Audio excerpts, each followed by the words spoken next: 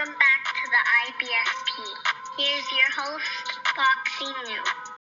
Hater excuses for Canelo Alvarez's next fight. And look, let's break it down honestly and objectively as possible. And Canelo Alvarez's next fight is the topic of discussion among haters, fanboys, and trolls. Everybody's talking about Canelo Alvarez next to legitimate options for his next fight. Those options are Dimitri Bivol and David Benavidez. And with those two fights, there's a lot of hate and narratives being spread. So I'm going to break them down. So when you start hearing these narratives, when you start hearing this, when he picks an opponent, when he enters negotiations, you can say you heard it from the landlord first. So first off, we're going to talk about Canelo Alvarez fighting Dimitri Bivol at 168 pounds. If Canelo Alvarez ends up fighting Dimitri Bivol at 168 pounds, the excuse will be that Canelo Alvarez is weight draining Dimitri Bivol. That will be the excuse. And if Canelo Alvarez wins that fight, they're going to give him no credit for fighting him at 168 because he did not fight him at 175. They're going to give Canelo Alvarez zero credit. And they're going to say that Dimitri Bivol is weight drained. This is what's going to be said. This is the narrative. In actuality, Canelo Alvarez has been asking for the fight at 175, and it's Dimitri Bivol's team who's insisting that the fight has to be at 168 or no deal. So make that make sense.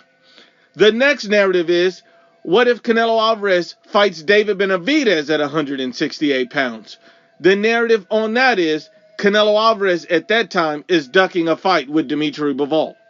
That's their next narrative. They're going to say he's running from Dimitri Bivol. He's afraid of Dimitri Bivol. He's scared of Dimitri Bivol.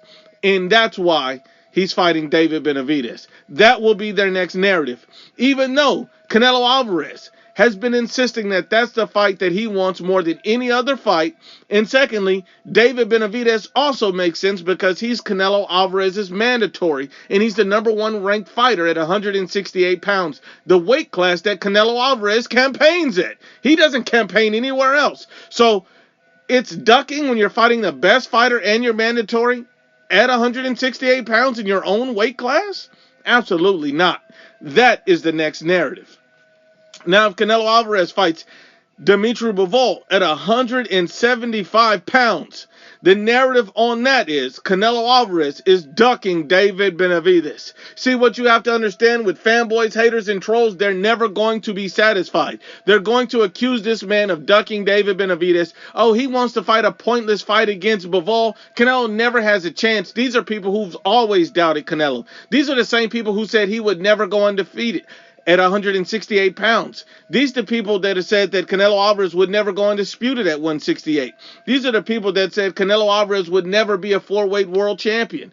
These are the people that said he would never be a Hall of Fame fighter. They will say that he's ducking David Benavidez at 168 if he fights Dimitri Bivol at 175.